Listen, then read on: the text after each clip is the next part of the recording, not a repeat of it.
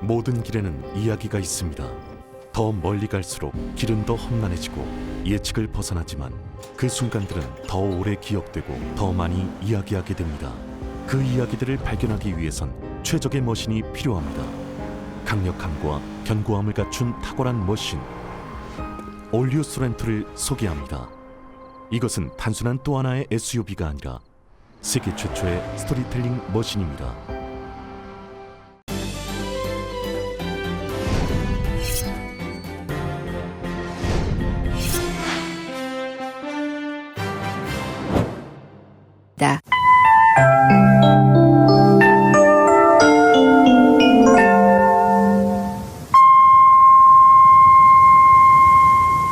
새봄 새희망 라디오 서울이 함께합니다.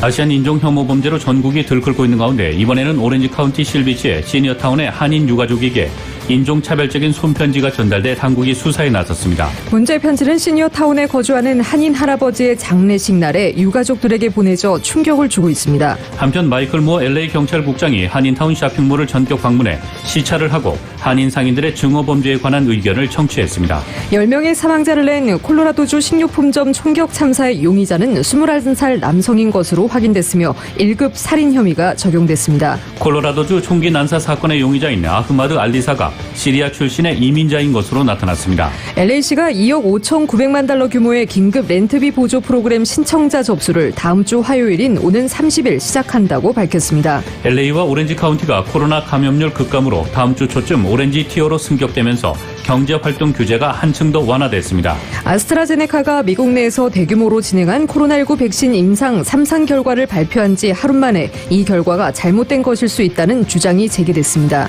대낮에 한 남성이 총기를 들이대며 신종 코로나 바이러스 감염증 백신을 운송하던 주 방위군 차량을 멈춰 세운 사건이 발생했습니다. 시카고 교외 도시 에반스톤이 과거 인종차별적 정책과 관행으로 피해를 입은 흑인들에게 1인당 2만 5천 달러의 배상금을 지급하기로 했습니다. 제롬 파월 연방준비제도 의장은 물가가 상승하겠지만 인플레이션을 유발할 정도는 아닐 것이라고 예견했습니다. 뉴욕 증시에서 주요 지수는 유럽을 중심으로 신종 코로나 바이러스 감염증의 재유행 우려가 커지며 하락 마감했습니다. LA 지역 내일 대체로 맑겠습니다. LA 지역의 내일 낮 최고 기온 73도, 밤 최저 기온 51도입니다. 이상은 이 시간 주요 뉴스입니다. 이 시간 주요 뉴스는 공항에서부터 목적지까지 모바일 체크인과 첨단 공기순환 시스템을 통해 안전한 기내 환경과 여행을 제공하는 아시아나 항공 제공입니다. 애청자 여러분 안녕하십니까? 조희정입니다. 안녕하십니까? 이균우입니다. 2021년 3월 23일 화요일 라디오 서울 이브닝 뉴스 1부입니다.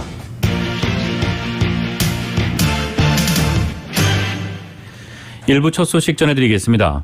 10명의 사상자를 낸 콜로라도주 식료품점 총격 참사의 용의자는 21살 남성인 것으로 확인됐으며 1급 살인 혐의가 적용됐습니다. 조 바이든 대통령은 엄청난 충격을 받았다며 의회가 총기 규제 법안을 조속히 처리해야 한다고 촉구했습니다. YTN의 보도입니다. 콜로라도주 볼더 경찰은 총격 참사의 용의자가 21살 아흐마드 알라위 알리사라고 밝혔습니다. 10건의 1급 살인 혐의를 적용해 기소했습니다. 다만 아직 범행 동기는 파악하고 있으며 단독 범행인 것으로 보인다고 덧붙였습니다. I know that there's an extensive investigation just getting underway into his background. He's lived most of his life in the United States. 경찰은 희생자들의 신원도 모두 공개했습니다. 텔리 경관 외에 20살에서 66살의 무고한 시민들이었습니다. 또 용의자가 범행 6일 전 돌격용 소총인 AR-15를 구매해 사용했다고 전했습니다. 이와 관련해 바이든 대통령은 긴급 담화를 발표했습니다. 엄청나게 충격을 받았으며 희생자 가족들이 어떻게 느낄지 상상도 되지 않는다고 위로했습니다. 그러면서 공격용 무기와 대용량 탄창 금지를 위한 입법을 의회에 촉구했습니다. This is not, it should not be a partisan issue. This is an American issue. It will save lives, American lives. And we have to act. We should also ban assault weapons in the process. 상원 법사위는 청문회를 열었습니다. 대책 마련에 나서야 한다는 목소리가 컸습니다. 총기 관련 규제 강화는 사고가 날 때마다 요구가 빗발쳤지만 입법 과정에서 번번이 막혔습니다. 한 주 사이 참사가 연이어 터진 데다 상하원을 모두 장악한 민주당 소속 대통령이 강력히 촉구한 만큼 이번에는 다를지 주목됩니다. 워싱턴에서 YTN 강태욱입니다. 콜로라도주 총기 난사 사건의 용의자인 아흐마드 알리사가 시리아 출신의 이민자인 것으로 나타났습니다. 인터넷 매체인 데일리 비스트는 오늘 알리사가 자신의 페이스북에 직접 소개한 프로필 내용을 보도했습니다. 알리사는 페이스북에 자신이 1999년 시리아에서 태어났고 2002년 미국으로 건너왔다면서 레슬링과 다큐멘터리를 좋아한다고 기록했습니다. 또 킥복싱과 종합격투기, 주짓수 등 무술과 관련한 글을 주로 올렸고 때때로 이슬람과 기도 등에 대한 글도 게재했다고 전했습니다. 알리사는 이슬람 혐오를 이유로 자신의 핸드폰을 누군가 겨냥하고 있어 두렵다고 주장하는 글도 올렸습니다. 앞서 2019년 3월 뉴질랜드 백인 우월주의자가 이슬람 사원에서 총기 난사 사건을 저질렀을 때 그는 무슬림은 총격범 한 명에 따른 희생자가 아니었다. 그들은 이슬람 혐오 산업 전체가 낳은 희생자들이었다는 내용의 글도 공유한 바 있습니다. 경찰관 1명을 포함해 10명의 사망자가 나온 콜로라도주 식료품점 총기 난사 사건 당시 경찰은 총격범이 최대 3명에 달할 수 있다는 경고를 들었던 것으로 나타났습니다. NBC의 자매 방송사인 덴버의 나인뉴스 CNN 방송은 사건 당시 급박하게 오간 경찰 무전을 토대로 총기 난사 사건을 재구성해 보도했습니다. 보도에 따르면 경찰이 처음 이 사건과 관련한 지령을 받은 것은 당일 오후 2시 30분을 넘긴 직후였습니다. 경찰의 인력, 차량 배치관은 총기 난사범 상황 같다며 사건 장소인 식료품점 킹 슈퍼스 앞 승합차에 유리창을 총으로 쏴 깨부순 한 남성이 있다고 알렸습니다. 출동한 경찰들은 가게 앞에서 한두 명의 피해자를 발견했습니다. 이 식료품 안에 바리케이트를 쳐 총격범의 접근을 막고 있는 사람들과 건물 2층 회의실에 대피했다는 8명의 신고 내용도 경찰에 전달됐습니다. 경찰은 곧이어 총격범과 처음 마주쳤으나 돌아온 것은 2차례의 총격 사례였습니다. 첫 신고 전화를 받은 지 채 20분이 안 된 시점에 경찰관 1명이 가게 안에 쓰러져 있다는 보고가 올라왔습니다. 인력, 차량 배치관은 초기 신고자들로부터 식료품점 내에 총격범이 3명이 있다는 정보를 받았으나 이는 결국 잘못된 정보였던 것으로 드러났습니다. 경찰이 체포한 용의자는 단독 범행이었다고 주장하고 있습니다. 아시안 인종 혐오 범죄로 전국이 들끓고 있는 가운데 이번에는 오렌지 카운티 실비치의 시니어타운의 한인 유가족에게 인종차별적인 손편지가 전달돼 당국이 수사에 나섰습니다. 문제 편지는 시니어타운에 거주하는 한인 할아버지의 장례식 날 유가족에게 발송돼 충격을 주고 있습니다. 보도에 정현호 기자입니다.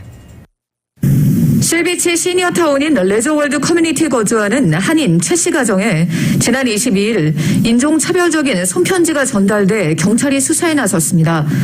편지가 전달된 가정은 시니어타운인 레저월드 커뮤니티에 거주하다 최근 돌아가신 고 최병국 씨 댁으로 편지 봉투에 찍힌 소인 날짜는 고 최병국 씨의 장례식 날인 지난주 금요일로 찍혀져 있었습니다. 고인의 장례식 날에 맞춰 유가족에게 발송한 것입니다. 이 손편지에는 레저월드에 한국 사람이 한 사람 없어졌다. 나뿐 아니라 여기서 사는 모든 사람들이 거북해하고 있다. 조심해야 할 것이라며 빨리 짐을 싸서 너희 나라로 돌아가라고 적혀 있었습니다. 딸 클라우디아 최 씨가 경찰에 이 사실을 신고해 실비치 경찰과 레저월드 커뮤니티를 관할하는 GRF 매니지먼트가 즉각 수사에 나섰습니다. 클라우디아 최 씨는 장례식에 고인의 아내에게 이 같은 편지를 보낸 점, 그리고 이 편지를 보낸 사람이 시니어타운인 레저월드 커뮤니티의 일원으로 보인다는 점 때문에 치를 떨고 있습니다. 클라우디아 최 씨입니다. To target a grieving widow. It's disgusting. They postmarked it on the day of my father's funeral. How cruel could you be? Now that Byong is gone, makes it one less Asian to put up with in Leisure World. Watch out! Exclamation point. Pack your bags and go back to your country where you belong. But when your neighbor says something like, they need to go home, or makes an Asian joke, you need to speak up and say that is not okay. 이번 사건은 실비치가 지역구인 미셸 박스틸 연방 하원의원 사무실로도 제보가 들어와 미셸 스틸 의원이 직접 레저월드 커뮤니티의 GRF 매니지먼트사의 매니저와 통화를 해서 철저한 조사를 요구했습니다. 현재 GRF에서는 이 사건과 관련해 긴급 회의를 소집했으며 다음 회의에는 미셸 스티리언이 지역의 사무실 스텝을 보내 조사 과정을 참관할 예정입니다. 미셸 박스티리언은 최근 인종차별범죄를 규탄하는 초당적인 결의안을 하원에서 앞장서 추진한 바 있습니다. 실비치 경찰서장인 필립 곤색은 인종차별범죄는 무관용으로 대응할 것이라며 현재 아시안을 겨냥한 혐오범죄가 전국적으로 잇따르고 있는 가운데 이곳 실비치에서는 이런 일이 일어나지 않도록 철저히 수사할 것이라고 밝혔습니다. 아틀란타 총격으로 아시안 혐오범죄에 대한 우려가 최고조에 달하는 가운데 시니어타운 한인 가정을 겨냥한 인종차별 행위는 남가주 한인들의 우려를 증폭시키고 있습니다. 라디오 서울 뉴스 정현호입니다. 시카고 교외도시 에반스톤이 과거 인종차별적 정책과 관행으로 피해를 입은 흑인들에게 1인당 2만 5천 달러씩의 배상금을 지급하기로 했습니다. 에반스톤 시의회는 흑인차별 피해 배상금 지급 계획안을 표결에 붙여 8대1로 가결했습니다. 팍스뉴스에 따르면 에반스톤이 과거 인종주의와 차별에 대해 금전적 배상을 하는 미국의 첫 번째 지자체가 됐다고 보도했습니다. 에반스톤은 앞서 1,000만 달러 규모의 배상 프로그램을 마련했으며 1차분 40만 달러를 선별된 16명에게 각각 2만 5천 달러씩 지급할 계획입니다. 1969년 이전부터 에반스톤에 거주한 흑인 또는 1919년부터 1969년 사이에 거주한 흑인의 후손이면 배상금을 청구할 수 있습니다. 시 측은 해당 기간에 대해 정부와 은행의 인종차별적 주택 정책과 대출 관행으로 흑인들이 고통받은 시기라고 설명했습니다. AP에 따르면 전체 대상자 수가 7만 3천 명에 달할 것으로 추산했습니다. 배상금은 주택담보대출금 상환이나 집수리 등 주택 소유와 관련해 사용할 수 있습니다. 지난 2019년 흑인 차별 피해 배상금 지급안을 처음 발의한 로빈 루 사이먼스 시의원은 표결 결과가 나온 후 에반스톤이 미국 내 인종적 정의 실현과 불평등 개선을 주도하는 지자체가 된 것을 자랑스럽게 생각한다고 소감을 밝혔습니다. 미국에서 대낮에 한 남성이 신종 코로나 바이러스 감염증 백신을 운송하던 주 방위군 차량을 멈춰 세운 사건이 발생했습니다. 특히 차량을 세운 용의자는 주 방위군에 총탄이 장전된 총기까지 들이댄 것으로 드러나 또다시 총격 참사가 벌어질 뻔한 아찔한 순간이 연출됐습니다. 어제 오전 용의자 레리 해리스는 텍사스주 아이달루 동쪽 2마일 지점에서 코로나19 백신을 운송하던 주 방위군이 탑승한 벤 3대를 자신의 트럭으로 막아섰습니다. 11명의 주방위군 병사들이 제복을 입은 채 타고 있던 배는 백신을 싣고 텍사스 마타도로 향하던 길이었습니다. 차량을 세운 해리스는 자신을 수사관이라고 밝히고 주방위군 병사에게 총을 들이대면서 차량 수색을 요구했던 것으로 알려졌습니다. 당시 그는 총탄이 장전된 45구경 콜트 권총을 들고 있었고 2개의 추가 탄창도 소지하고 있었습니다. 현장에 도착한 경찰은 해리스를 곧바로 체포했습니다. 제약사 아스트라제네카가 미국에서 대규모로 진행한 코로나19 백신 임상 3상 결과를 발표한 지 하루 만에 이 결과가 잘못된 것일 수 있다는 주장이 제기됐습니다. 다음 달 미국에서 긴급 사용 승인 신청을 앞두고 있는데 허가가 불투명해졌습니다. YTN의 보도입니다. 영국의 제약사 아스트라제네카는 월요일 미국에서 대규모로 진행했던 임상 3상 시험 결과를 발표했습니다. 임상 시험에서 백신이 코로나19 증상 발현을 예방하는 데 79%의 효능을 보였다는 것입니다. 최근 유럽에서 보고된 것처럼 혈전이 높아진 사례는 발견되지 않았으며 특히 논란이 됐던 고령자들의 백신 접종도 효과가 컸다고 밝혔습니다. 백신 접종에 박차를 가하고 있는 미국 방역 당국의 첫 입장은 긍정적이었습니다. The good news is also that there was comparable efficacy across ethnicity and age, namely a very good efficacy, 79.9% in participants who are 65 years of age or older. 그런데 하루 만에 미국 국립알레르기감염병연구소는 임상 결과가 부정확할 수 있다는 의혹을 제기했습니다. 임상 결과에 최신 정보가 아닌 게 포함돼 백신의 효능 자료를 온전히 볼 수 없다는 것입니다. 이 같은 지적에 아스트라제네카는 미국의 임상 결과 평가 기관과 협력해 최신 효능 자료에 기반한 초기 분석을 공유하고 이 결과를 48시간 이내에 발표할 것이라고 밝혔습니다. 아스트라제네카는 다음 달 미국의 백신의 긴급 사용 승인을 신청할 계획인데 사용 허가가 불투명해졌습니다. 아스트라제네카 백신은 현재 한국과 영국 등 세계 50개국 이상에서 사용 중이지만 미국에서는 아직 허가를 받지 못했습니다. YTN 최문석입니다.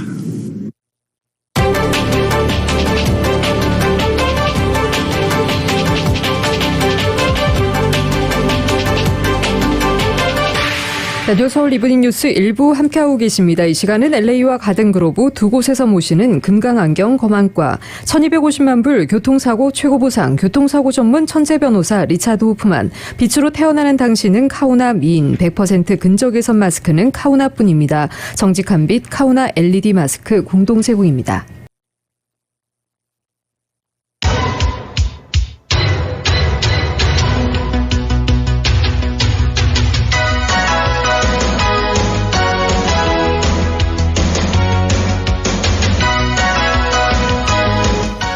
LA 시각으로 5시 18분 이 시각 교통 상황입니다.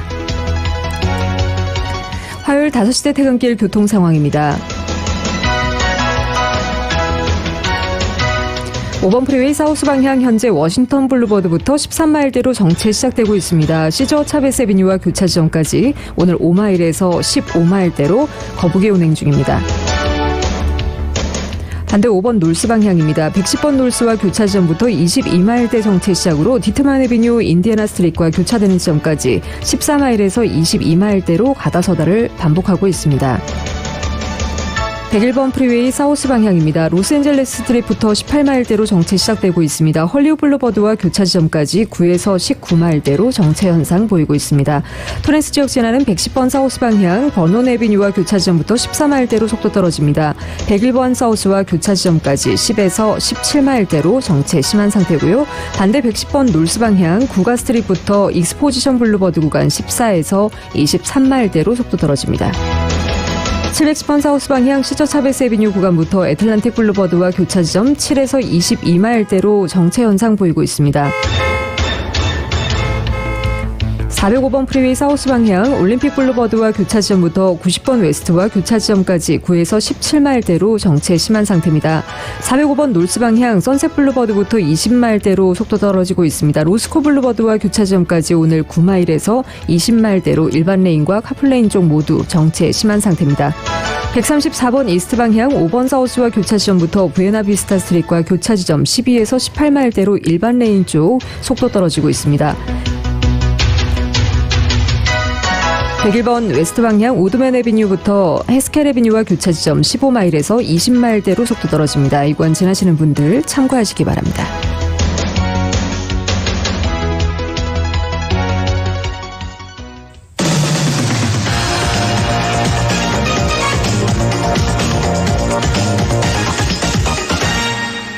여러분께서는 라디오 서울 이브닝 뉴스 일부 함께하고 계십니다.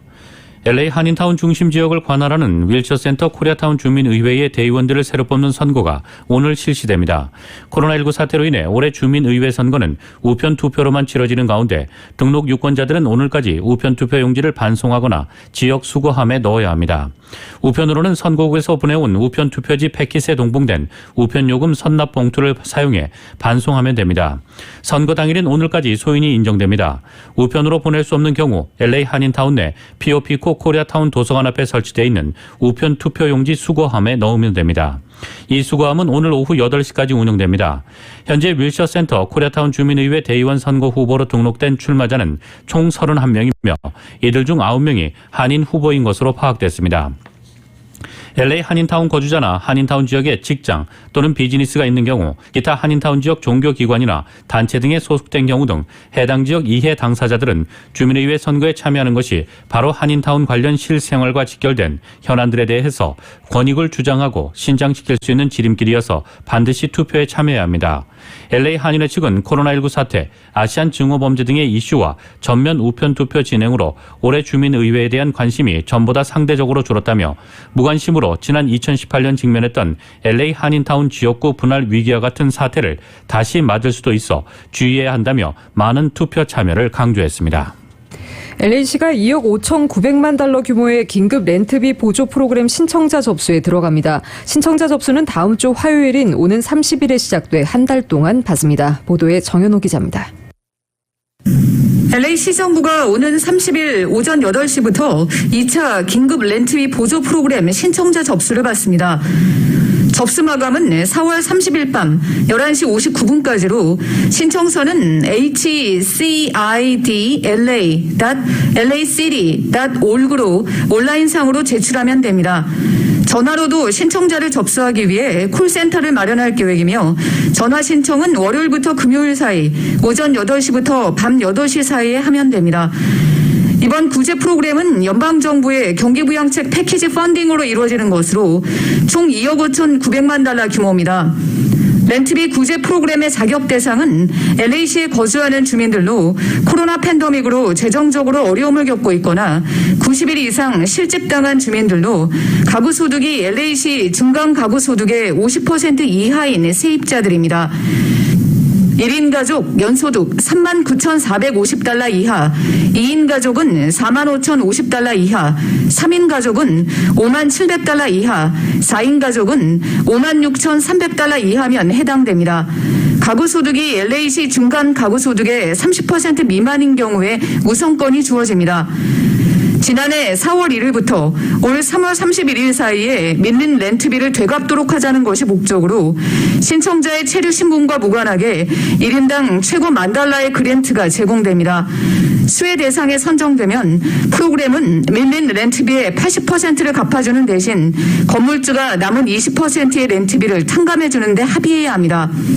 건물주가 이 조건에 합의하지 않을 경우 프로그램은 세입자들의 그동안 밀린 렌트비의 25%와 앞으로 3개월분 렌트비의 25%를 갚아주게 됩니다. 건물주가 세입자들을 대신해 직접 프로그램에 신청할 수도 있습니다. 건물주가 신청하는 경우 해당 세입자들은 자격 대상에 포함되는지를 가리기 위해서 관련 웹사이트에 해당 사항을 기재하도록 시 정부로부터 통보를 받게 됩니다. 라디오 서울뉴스 정현호입니다. LA 통합교육부와 LA 교사노조가 내달 학교 대면 수업 재개를 위한 합의에 최종 도달하면서 LA 통합교육부 산하 초등학교들이 4월 12일부터 다시 문을 연다고 오스틴 뷰트너 교육감이 밝혔습니다. 그러나 LA 학교들에서 대면 수업이 재개돼도 전체 학생의 30% 정도만이 학교에 등교하게 될 것으로 추산됐습니다. 뷰트너 교육감은 현재 준비 상황에 따라 4월 12일부터 첫 번째 그룹의 학교들을 열 수 있을 것으로 보인다며 초등학교들의 단계적인 복귀를 시작할 예정이라고 설명했습니다. 그는 약 50개의 초등학교들이 먼저 문을 열고 그 다음 주인 4월 19일 주에는 모든 초등학교들을 열 수 있도록 할 예정이며 개별 학교별로 재개 계획을 이번 주말까지 통보할 것이라고 말했습니다. 고 남문기 뉴스타 부동산그룹 회장의 장례식이 오는 31일 오후 3시 위티어에 있는 로즈힐의 스카이 로즈 채플에서 열립니다. 인원은 야외 200명으로 제한돼 있어 오는 30일까지 뉴스타 부동산으로 사전에 RSVP를 하면 됩니다.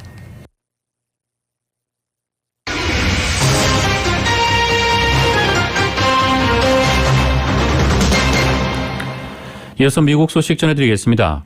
연방의회 소속 회계감사원 GAO는 오늘 미국이 한국과 일본에서 주둔 미군에 대한 방위비 분담금 외에 계량화할 수 없는 혜택도 보고 있다고 밝혔습니다. 다이애나 마우로 GAO 국방능력관리국 국장은 워싱턴 DC의 동서센터가 주최한 세미나에서 양국의 미군 주둔과 관련해 군사와 상호 작전 운용성 이슈에서 중요한 무형의 혜택이 있다고 말했습니다. 이날 세미나는 최근 GAO가 한국과 일본의 방위비 분담금과 관련해 미군 주둔에 대한 혜택과 비용을 분석한 보고서를 낸 것과 맞물려 개최됐습니다. GAO는 이 보고서에서 지역 안정과 안보, 방어 능력과 상호 작전 운용성, 비상 대응, 비핵화와 비확산, 강력한 동맹, 자유롭고 개방된 인도태평양 등을 미군 주둔에 따른 미국의 6가지 국가안보 혜택으로 제시했습니다. 이 보고서는 트럼프 행정부 시절 한국과 미국이 방위비 분담금을 놓고 마찰을 빚기 전인 2016년에서 2019년 분담금을 대상으로 작성됐습니다. GAO는 구체적으로 영내 미군 주둔이 북한의 비핵화와 좀 더 일반적으로 핵 비확산을 증진하는 노력을 지원하고 영내에서 군사적 비상 상황과 자연재해처럼 비군사적 비상 상황 시 대응을 촉진할 수 있다는 점을 이점으로 설명했습니다. 마우로 국장은 세미나에서 한국과 미국이 미국의 무기 체계와 군사 장비를 대규모로 구입하는 것은 작전과 훈련을 더 쉽게 만든다면서 상호 작전 운용성 향상의 사례로 언급했습니다. 그는 미국이 양국의 미군 주둔으로부터 향유하는 무형의 혜택은 달러 가치로 환산할 수 없고 환산해서도 안 된다고 지적했습니다. 한편 이 보고서에 따르면 국방부는 2016년에서 2019년 군 요원, 운영과 관리, 가족주택 등 5개 분야에서 주일 미군에 209억 달러, 주한미군에 134억 달러를 주둔 비용으로 부담했습니다. 북한이 최근 단거리 미사일을 여러 발 발사했다고 워싱턴 포스트가 복수의 소식통을 인용해 보도했습니다. 이런 가운데 미국 인도 태평양 사령관 지명자는 북한의 비핵화를 지원하기 위해 강력한 군의 대비 태세가 필요하다고 밝혔습니다. KBS의 보도입니다. 북한이 지난 주말 단거리 미사일을 발사했다고 워싱턴 포스트가 복수의 소식통을 인용해 보도했습니다. 구체적인 규모는 언급하지 않았지만 여러 발의 미사일이라고 했습니다. 이와 별도로 로이터 통신은 북한이 발사한 단거리 미사일은 2발이라고 보도했습니다. 아직 미 국방부나 합참은 공식 확인을 하지 않고 있습니다. 하지만 미 언론이 군의 발표 전 복수의 소식통을 이용해 북한의 미사일 발사 관련 보도를 내보낸 건 이례적입니다. 한미는 지난 8일부터 18일까지 컴퓨터 시뮬레이션에 기반한 연합훈련을 진행했는데 북한은 훈련이 시작되기 전부터 이에 반발해왔습니다. 워싱턴 포스트는 이번 미사일 발사가 바이든 미 대통령에 대한 북한 김정은 위원장의 첫 번째 도전일 수 있다고 했습니다. 북한의 단거리 미사일 발사에 대해 별다른 문제를 제기하지 않았던 전임 트럼프 행정부와 달리 바이든 행정부는 도발적 행동으로 볼 수 있다는 겁니다. 이런 가운데 아퀼리노 미 인도태평양 사령관 지명자가 북한의 비핵화를 위해 미군의 강력한 군사대비 태세를 강조하고 나서 주목되고 있습니다. 대북 제재만으로는 북한의 비핵화로 이어질 것이라 생각하지 않는다며 강력한 한미 연합 억지력을 언급하기도 했습니다. 주한미군의 대북 억지력 평가를 묻는 미 상원 군사청문회 질문에 서면으로 답변하면서 나온 언급인데 미사일 방어 능력을 개선하고 관련 자원을 지원해야 한다고도 했습니다. 북한이 열병식에서 새로운 탱크와 로켓, 미사일을 선보이고 있으며 재래식과 전략전 능력을 모두 발전시키고 있다고도 했습니다. 청문회에선 한국이 쿼드, 즉 미국, 인도, 일본과 호주로 구성된 안보 대화에 참여하지 않는 것이 걱정된다는 질문도 나왔는데 아퀼리노 지명자는 어느 쪽이든 한국에게 많은 기회가 있을 것이라면서 분명한 언급을 피했습니다. 워싱턴에서 KBS 뉴스 금철영입니다. 조 바이든 대통령 취임 이후 중미 등에서 보다 열린 미국에 대한 기대를 품은 이들의 미국행이 늘어난 가운데 보호자 없는 미성년자들의 미국행도 크게 늘었습니다. AP에 따르면 지난 2월 미 국경에 도착한 미성년 이민자는 9,500명으로 1월보다 60% 급증했습니다. 대부분 10대지만 그보다 어린 아이도 수백 명입니다. 국경의 보호시설엔 미성년 이민자들이 넘쳐나 위기라는 말이 나올 정도입니다. 성인도 큰맘 먹고 해야 하는 위험한 미입국을 미성년자 혼자 감행하는 이유는 보호자를 동반할 때보다 미국 입국이 더 수월하기 때문입니다. 성인 혼자 미입국하다 당국에 적발되면 대체로 추방됩니다. 가족 단위 이민자의 경우 운 좋으면 남아서 망명 신청을 할 수 있지만 일부는 추방됩니다. 그러나 보호자를 동반하지 않은 미성년 이민자들은 추방을 피할 수 있습니다. 트럼프 전 정부는 지난해 신종 코로나 바이러스 감염증을 이유로 보호자 없는 미성년자 8,800명 이상을 가차없이 추방했지만 바이든 정부는 미성년자들을 일단 받아들이기로 했습니다. 국경을 넘은 아이들은 국경 임시 보호 시설을 거쳐 정부가 운영하는 보호소에 수용되며 미국 내에서 다른 가족이나 보호자가 있으면 이들에게 인계돼 망명 절차를 밟게 되는 것입니다. 한편 미국에 도착한 나홀로 미성년 이민자들 중엔 미입국 과정에서 어른과 헤어진 경우도 있지만 온두라스 소녀의 사례처럼 자식만이라도 미국 땅을 밟을 수 있도록 부모가 혼자 보내는 경우도 있습니다. 텍사스주의 인권운동가인 제니퍼 하브리는 AP통신에 이민자 부모들은 우린 성공하기 힘들겠지만 아이들을 국경 다리까지 데려다주고 아이들이 홀로 국경을 넘으면 미국이 받아줄 것이라고 생각한다고 말했습니다. 흑인 흡연자들에게 인기가 높은 맨솔 담배가 미국 시장 퇴출 위기에 몰렸습니다. 뉴욕타임스는 오늘 맨솔 담배 판매 금지를 요구하는 미국 시민사회 청원에 대해 미 식품의약국 FDA가 다음 달 29일까지 입장을 발표할 계획이라고 보도했습니다. 일반 담배에 비해 쉽게 중독되고 끊기 힘든 것으로 알려진 맨솔 담배에 대한 판매 금지 요구는 흑인 사회가 주도하고 있습니다. 담배 회사들이 수십 년간 흑인 흡연자를 대상으로 적극적인 마케팅을 펼친 탓에 맨솔 담배는 주로 흑인 들에게 팔리고 있기 때문입니다. FDA 조사에 따르면 흑인 흡연자의 85%가 맨솔 담배를 구입하는 것으로 나타났습니다. 백인과 히스패닉 등 다른 인종의 흡연자들이 맨솔 담배를 구입하는 비율은 30% 안팎으로 알려져 있습니다.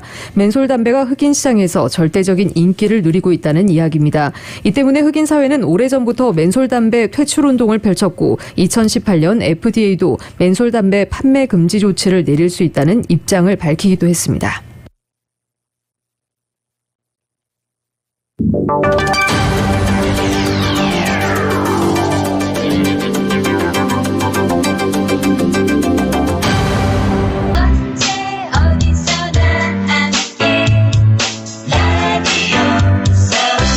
들으면 행복해지는 여러분의 AM 1650 라디오 서울입니다. H마트가 바쁜 일상을 살아가는 고객님들을 위해 준비한 간편한 식단. 진가 전복죽부터 한국에서 수입해온 기장수협 비빔 오징어젓, 건강에 좋은 즉석 흑미밥까지 맛있고 간편히 즐길 수 있는 다양한 즉석 제품들을 만나보세요. 즉석 치즈 떡볶이와 K타운 야끼교자, 푸드셀 궁중당면으로 남녀노소 좋아하는 맛있는 떡볶이 요리도 해보세요. 언제나 H마트는 신선한 제품으로 여러분을 찾아가겠습니다. H-Mart, the best of Asia since 1982.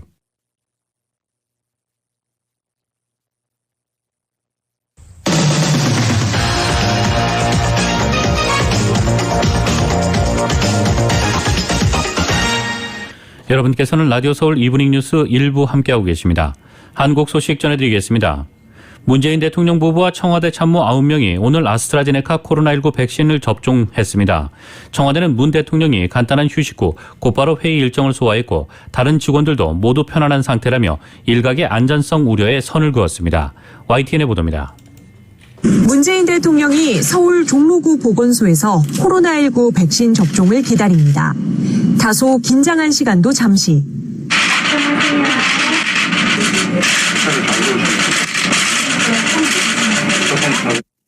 백신 접종이 순식간에 끝납니다. 벌써 끝났어요? 문 대통령 부부는 오는 6월 영국에서 열리는 G7 정상회의에 참석하기 위해 만 65세 이상 요양병원 입소자 접종 첫날 백신을 맞았습니다. 국가안보실장과 대변인 등 순방에 동행하는 청와대 관계자 9명도 같은 곳에서 차례로 백신을 맞았습니다. 아스트라제네카 백신 한 병으로 11명이 접종 가능해 문 대통령 부부와 청와대 참모들이 나눠 맞은 겁니다. 청와대는 문 대통령이 접종 후 30분간 휴식한 뒤 청와대로 돌아와 곧바로 참모회의를 주재했다며 함께 접종받은 직원들 모두 편안한 상태라고 전했습니다. 백신 안정성과 효과에 대한 우려를 불식하기 위한 것으로 보입니다. 백신 불안감을 부추기는 가짜 뉴스는 아예 발붙이지 못하도록 국민들께서 특별한 경계심을 가져주시기 바랍니다. 정세균 국무총리 역시 집단 면역 형성은 접종 참여에 달려있다며 필요하다면 솔선하겠다는 의지를 내보였습니다. 국민들께서 안심하고 접종에 참여하시는데 조금이라도 도움이 된다면 언제라도 아스트라제네카 백신을 먼저 맞도록 하겠습니다. 앞서 오는 11월을 집단 면역 형성 목표 시점으로 잡은 정부는 시기를 더 앞당길 수 있도록 접종 속도를 높여나가겠다는 방침입니다. 문 대통령 역시 일상으로의 복귀를 앞당기기 위해서는 접종 속도를 높일 필요가 있다고 재차 강조했습니다. 하루 이틀 접종 예후를 지켜본 뒤에는 더 적극적으로 나서 국민의 백신 접종을 독려할 것으로 보입니다. YTN 나연수입니다. 양승태 대법원장 시절 사법농단 사태에 연루된 전직 법관들에게 처음으로 유죄 판결이 내려졌습니다. 특정 판사 모임을 와해시키려 한 이민걸 전 법원 행정처 기획조정실장과 옛 통합진보당 재판에 개입한 이규진 전 대법원 양형위원회 상임위원이 1심에서 징역형의 집행유예를 선고받았습니다. YTN의 보도입니다. 사법농단 사태에 연루된 전현직 법관들이 1심 선고가 예정된 법정에 줄줄이 출석합니다. 사법행정권 남용 의혹으로만 1, 2심 합쳐 이번이 7번째 판결로 이민걸 전 법원행정처 기획조정실장과 이규진 전 대법원 양형위원회 상임위원, 방창현 전 전주지법 부장판사, 심상철 전 서울고등법원장 등 4명이 대상입니다. 이들은 양승태 전 대법원장 등 대법원 수뇌부와 공모해 옛 통합진보당 의원들의 행정소송에 개입하거나 사건 정보를 유출한 혐의 등으로 기소됐습니다. 재판부는 이 가운데 현직 법관인 방창현, 심상철 판사에 대해선 무죄를 선고했지만 법복을 벗은 나머지 2명은 유죄로 판단했습니다. 이민걸 전 실장에겐 징역 10개월에 집행유예 2년, 이규진 전 위원에겐 징역 1년 6개월에 집행유예 3년을 각각 선고했습니다. 재판부는 우선 이민걸 전 실장에 대해서 사법행정의 비판적인 판사 모임을 와해시키려 하고 국회의원 사건을 맡은 재판부의 유무죄 심증을 파악하라고 지시하는 등 재판 공정성에 관한 의심을 일으키는 중대한 범행을 저질렀다고 지적했습니다. 또 이규진 전 위원은 헌법재판소 파견 판사에게 주요 사건 정보를 수집하게 하고 통합진보당 관련 행정소송에 개입한 혐의 등이 인정된다고 판단했습니다. 재판부는 특히 두 사람의 범행에 양승태 전 대법원장과 고영한 박병대 대법관, 임종원 전 법원행정처 차장이 공모했다고도 판시했습니다. 유죄 판결을 받은 이민걸 전 실장은 혐의를 인정하느냐는 질문에 즉답을 피했습니다. 재판부에서 상당 부분 유죄 인정했는데 혹시 항소심에서 좀 다툴 계획이세요? 현재 재판이 끝나지 않고 계속 중이니까 앞으로 재판 법정에서 말씀하겠습니다. 검찰은 양승태 대법원장 시절 사법행정권자의 위헌적인 재판 개입 행위에 대해 유죄를 인정한 최초의 판결이라는 점에서 의미 있다고 평가했습니다. 이번 선고는 사법농단 의혹으로 기소된 전현직 법관들에 대한 재판 중 처음으로 나온 유죄 판결입니다. 현재 진행 중인 양 전 대법원장과 임종원 전 차장 등 전직 대법원 수뇌부들의 재판에도 상당한 영향을 미칠 것으로 보입니다. YTN 임성호입니다. 4.7 보궐선거에서 야권 서울시장 단일 후보로 국민의힘 오세훈 후보가 최종 확정됐습니다. 고배를 마신 국민의당 안철수 대표는 결과에 승복한다면서 힘을 보태겠다는 뜻을 밝혔지만 정치적으로는 회복하기 힘든 큰 타격을 입게 됐습니다. YTN의 보도입니다. 4.7 서울특별시장 보궐선거의 야권 단일 후보는 국민의힘 오세훈 후보로 결정되었습니다. 마지막까지 예측으로 치닫던 야권 서울시장 후보 단일화는 국민의힘 오세훈 후보의 승리로 결론났습니다. 10년 절치부심의 마침표냐 또다시 중도 하차냐의 기로에서 초조하게 결과를 기다리던 오세훈 후보는 끝내 눈시울을 붉혔습니다. 진심으로 감사드립니다. 단일화로 정권을 심판하고 정권 교체의 길을 활짝 열라는 시민 여러분의 준엄한 명령을 반드시 받들겠습니다. 단일화 맞수였던 국민의당 안철수 대표에게는 이내 손을 내밀었습니다. 우리는 단일화 전투에서는 대결했지만 정권 심판의 전쟁에서는 저의 손을 꼭 잡아주십시오.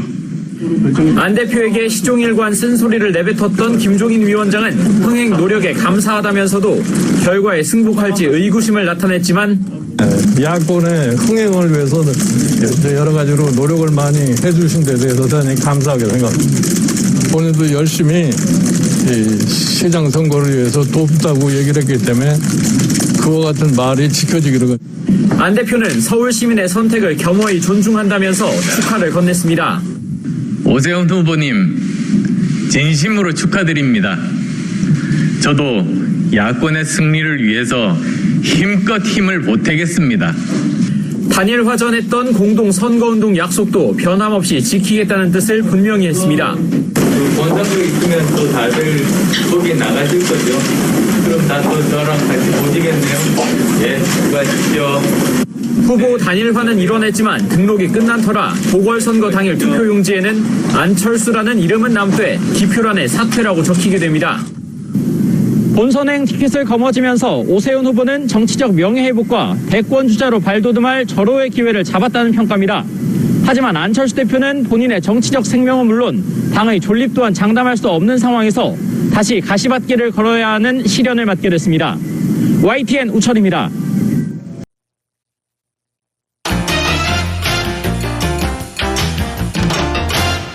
뉴욕 증시에서 주요 지수는 유럽을 중심으로 신종 코로나 바이러스 감염증의 재유행 우려가 커지며 하락했습니다. 오늘 뉴욕 증권거래소에서 다우지수는 전장보다 308.05포인트, 0.94% 하락한 32,423.15에 거래를 마쳤습니다. S&P 500지수는 전장보다 30.07포인트, 0.76% 내린 3,910.52에 기술주 중심의 나스닥 지수는 149.85포인트, 1.12% 떨어진 13,227.70의 장을 마감했습니다.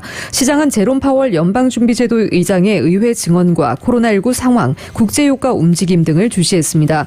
업종별로는 산업주가 1.76% 하락했고 금융주도 1.41% 내렸습니다. 기술주는 0.64% 하락했습니다. 뉴욕 증시 전문가들은 유럽의 코로나19 상황 악화로 경제의 빠른 회복에 대한 열기가 후퇴했다고 평가했습니다.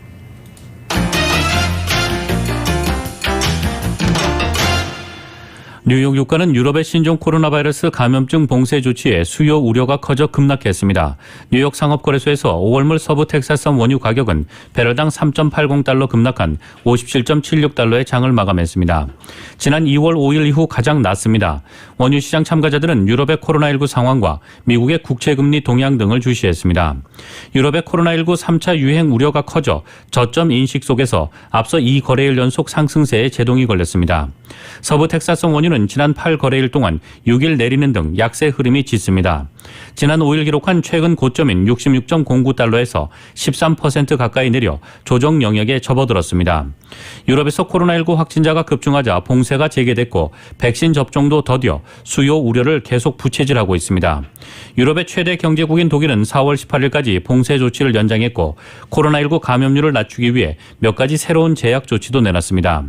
슈나이더 일렉트릭의 크리스틴 레드먼드 상품 분석가는 최근 유럽과 남아시아 일부 지역에서 백신 보급이 차질을 빚으면서 세계 경제 회복의 낙관론이 위축되고 있다고 지적했습니다. 그는 반면 2월 중순 겨울 폭풍에 이어 미국 정제 회사들이 작업에 복귀하는 데 계속 어려움을 겪고 있어 몇 주 연속 원유 재고가 쌓이고 있다고 덧붙였습니다. 제롬 파월 미 연방준비제도 의장은 오늘 물가가 상승하겠지만 인플레이션을 유발할 정도는 아닐 것이라고 예견했습니다. 파월 의장은 이날 하원 금융위원회에 출석해 우리는 올해 물가가 올라갈 것으로 예상한다면서도 원하지 않는 인플레이션을 일으킬 위험은 낮다고 예상했습니다. 그는 인플레이션에 미치는 영향은 특별히 크거나 지속적이지 않을 것이라는 게 최선의 견해라고 강조했습니다. 만에 하나 과도한 물가 상승으로 문제가 벌어지더라도 우리는 여기에 대처할 수단을 갖고 있다고 파월 의장은 자신했습니다. 최근 미국에서는 신종 코로나 바이러스 감염증 사태로부터 빠른 경기 회복세를 보이면서 예상을 웃도는 물가 상승 우려가 나오고 있습니다. 테슬라 최고 경영자 일론 머스크가 중국 띄우기에 나섰습니다. 월스트리트저널은 머스크가 중국 관영 방송과의 인터뷰에서 시진핑 국가 주석이 제시한 탄소 배출 저감 계획에 전폭적인 지지를 보냈다고 보도했습니다. 머스크는 중국 중앙방송과의 인터뷰에서 2060년까지 탄소 중립을 달성하겠다는 중국의 발표에 대해 아주 대담하면서 훌륭한 목표다. 다른 나라들도 이런 목표를 세우길 희망한다고 말했습니다. 그는 또 중국 경제에 대해서도 중국의 미래는 위대할 것이고 세계 최대의 경제국으로서 크게 번영할 것이라고 확신한다고 평가했습니다. 그러면서 테슬라가 가장 많은 자동차를 생산하고 가장 많은 고객을 지닌 중국은 장기적으로 가장 큰 시장이라고 덧붙였습니다.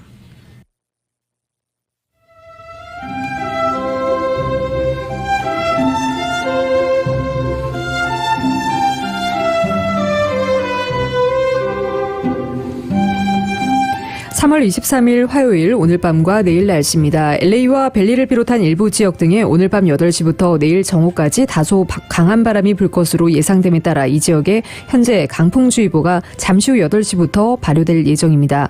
수요일인 내일도 대체로 맑겠고 낮 기온 오늘과 비슷합니다. 하지만 목요일인 모레는 대체로 흐린 날씨와 함께 낮 기온도 크게 떨어져 예년 기온을 9에서 10도가량 밑돌겠습니다. 금요일도 LA 지역의 낮 기온 60도 중반대에 머물지만 주말에는 70도 후반대까지 낮 기온 올라 곳에 따라 조금 더운 날씨도 예상되고 있습니다. LA 한인타운의 내일 낮 최고 기온 73도입니다. 밤 최저 기온 51도입니다. 오렌지 카운티 지역 74도, 50도, 벨리와 인랜드 엠파이어 지역 69도, 43도, 해안 지역의 내일 낮 최고 70도, 밤 최저 50도입니다. LA 지역 오늘 밤 10에서 20마일대 바람이 불겠습니다. 오늘 밤 최저 기온 52도입니다. 한국은 오늘 대체로 맑고 포근한 날씨가 이어지겠습니다. 서울의 오늘 낮 최고 기온 화씨 61도, 밤 최저 기온 화씨 41도입니다.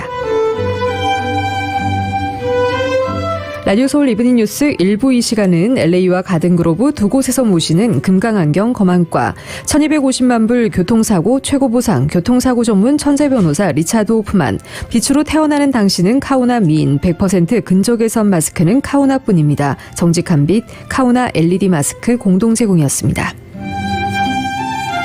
LA 시각으로 5시 53분 향해 가고 있습니다. LA 지역의 현재 기온 70도, 습도 23% 나타내고 있습니다. 잠시 후 6시 라디오 서울 이브닝 뉴스 2부가 방송됩니다.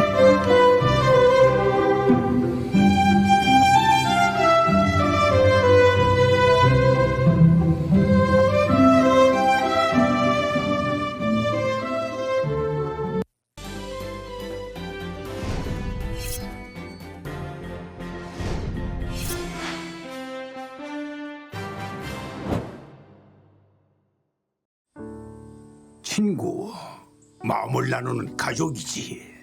젊을 때나 지금이나 함께 같은 세월을 살아가는 게 참 소중해. 한결같이 옆에서 성실하게 있어줘서 든든해. 한 번 더 걷고 한 번 더 웃어야지 건강하게.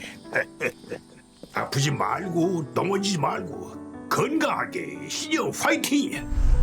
한결같은 성실함으로 건강 버팀목이 되어주는 서울 메디칼 그룹.